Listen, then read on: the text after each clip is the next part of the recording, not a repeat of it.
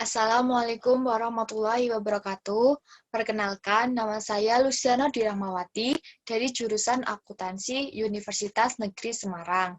Di sini saya akan mempresentasikan hasil PowerPoint saya bab 6 persepsi dan pengambilan keputusan individu yang saya rangkum dari buku Stephen P. Robin.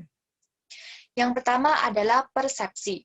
Persepsi adalah sebuah proses individu mengorganisasikan dan menginterpretasikan kesan sensoris untuk memberikan pengertian pada lingkungannya. Faktor-faktor yang mempengaruhi persepsi.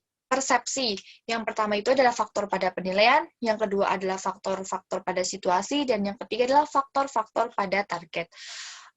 Apa saja sih faktor-faktor pada penilaian? Ada sikap, motivasi, minat, pengalaman, dan ekspektasi. Sedangkan faktor-faktor pada situasi itu ada waktu, ada latar belakang, ada latar sosial. Sedangkan faktor-faktor pada target itu ada inovasi, ada pergerakan, ada suara, ukuran, latar belakang, proksimitas, dan kesamaan. Selanjutnya adalah persepsi orang membuat penilaian atas orang. Yaitu ada 3 ya. Yang pertama itu teori atribusi, yaitu sebuah percobaan untuk menentukan apakah perilaku seorang individu disebabkan dari internal atau eksternal.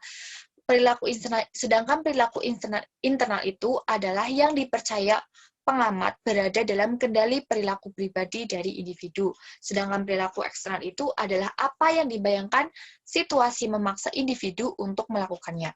Yang kedua adalah jalan pintas menilai orang lain secara umum. Itu ada 4 cara. Yang pertama itu persepsi selektif, yaitu kecenderungan untuk secara selektif menginterpretasikan apa yang seseorang lihat dalam basis minat, latar belakang, pengalaman, dan sikap seseorang.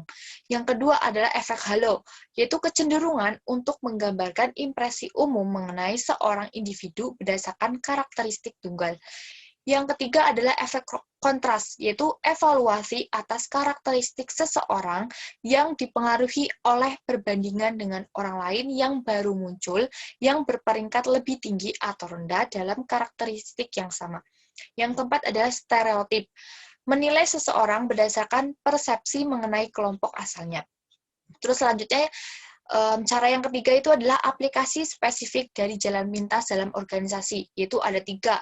Yang pertama wawancara kerja, yang kedua ekspektasi kinerja, dan yang ketiga adalah evaluasi kerja. Yang kedua adalah pengambilan keputusan. Jadi pengambilan keputusan itu adalah pilihan yang dibuat dari 2 atau lebih alternatif. Terus pengambilan keputusan dalam organisasi itu ada 3 cara. Yang pertama pengambilan keputusan rasional, yang kedua rasionalitas terbatas, dan yang ketiga adalah intuisi. Kalau pengambilan keputusan rasional itu adalah dikarakteristikan dengan pengambilan pilihan yang konsisten, memaksimalkan nilai dalam batasan-batasan spesifik. Selanjutnya, rasionalitas terbatas, yaitu sebuah proses pengambilan keputusan dengan membangun model yang disederhanakan dan mengeluarkan fitur-fitur esensial dari masalah tanpa menangkap semua kompleksitasnya. Dan yang ketiga adalah intuisi, yaitu sebuah proses tanpa sadar yang diciptakan dari pengalaman yang diperoleh.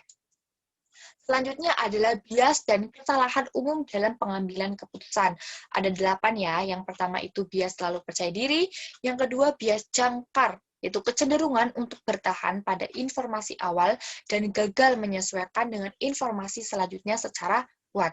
Yang ketiga adalah bias konfirmasi, yaitu kecenderungan untuk mencari informasi yang membenarkan pilihan-pilihan masa lampau dan untuk mengurangi informasi yang menentang penilaian masa lampau.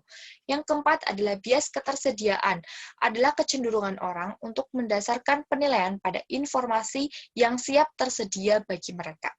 Yang kelima adalah eskalasi komitmen, adalah komitmen yang meningkat pada sebuah keputusan sebelumnya meskipun adanya informasi negatif.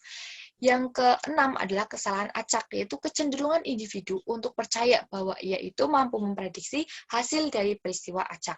Selanjutnya yang ketujuh itu adalah aversi risiko, adalah kecenderungan untuk lebih memilih hasil yang pasti dari jumlah yang menengah daripada hasil yang lebih berisiko. Bahkan sekalipun hasil yang berisiko itu memiliki ekspektasi payoff lebih tinggi. Terus yang kedelapan adalah bias retrospeksi, yaitu kecenderungan yang salah dalam mempercayai sesudah hasil dari suatu peristiwa sebenarnya diketahui bahwa seseorang tadinya akan dapat memprediksinya secara kuat. Selanjutnya adalah pengaruh dalam pengambilan keputusan. Jadi perbedaan individu dan batas organisasi. Jadi kalau perbedaan individu itu mencakup kepribadian, jenis kelamin, kemampuan mental, dan perbedaan budaya. Sedangkan batasan organisasi itu mencakup evaluasi kerja, sistem imbalan, peraturan baku, batasan waktu akibat sistem, dan contoh historis. Etika dalam pengambilan keputusan. Terdapat 3 kriteria keputusan etis. Yang pertama itu, utilitarianisme adalah sebuah sistem di mana keputusan-keputusan dibuat untuk memberikan yang terbaik dalam jumlah terbanyak. Yang kedua adalah membuat keputusan konsisten dengan kebebasan dan hak-hak fundamental. Yang ketiga adalah menanamkan dan mendorong aturan-aturan dengan adil dan netral untuk memastikan keadilan dan distribusi yang merata atas manfaat dan biaya. Selanjutnya adalah kreativitas, pengambilan keputusan kreatif dan inovasi dalam organisasi. Jadi kreativitas itu adalah kemampuan untuk menghasilkan ide-ide inovatif dan berguna. Perilaku kreatif. Terdapat 4 langkah. Yang pertama itu formulasi masalah, yaitu tahapan perilaku kreatif yang melibatkan identifikasi masalah atau peluang yang membutuhkan sebuah solusi yang belum diketahui. Selanjutnya itu adalah pengumpulan informasi, yaitu tahapan perilaku kreatif ketika solusi-solusi yang mungkin atas suatu masalah diinkubasikan dalam pikiran individu. Yang ketiga adalah pemunculan ide, yaitu proses perilaku kreatif yang melibatkan pengembangan solusi-solusi yang mungkin atas sebuah masalah dari informasi dan pengetahuan yang relevan. Selanjutnya adalah evaluasi ide, yaitu proses perilaku kreatif yang melibatkan evaluasi solusi-solusi potensial untuk mengidentifikasi yang terbaik. Penyebab perilaku kreatif itu ada 2. Yang pertama itu potensi kreatif dan lingkungan kreatif. Kalau potensi kreatif itu kebanyakan orang itu memiliki karakteristik yang merupakan bagian dari orang-orang yang luar biasa kreatif. Terus orang-orang yang cerdas itu lebih kreatif karena mereka itu lebih baik dalam memecahkan masalah yang kompleks. Terus selanjutnya adalah lingkungan kreatif itu terdiri dari motivasi, budaya, terus kepemimpinan yang baik, dan keragaman. Selanjutnya adalah keluaran dari kreativitas. Keluar dari kreativitas itu adalah, contohnya itu adalah inovasi. Terima kasih, sekian presentasi dari saya. Apabila banyak kesalahan, saya mohon maaf. Wassalamualaikum warahmatullahi wabarakatuh.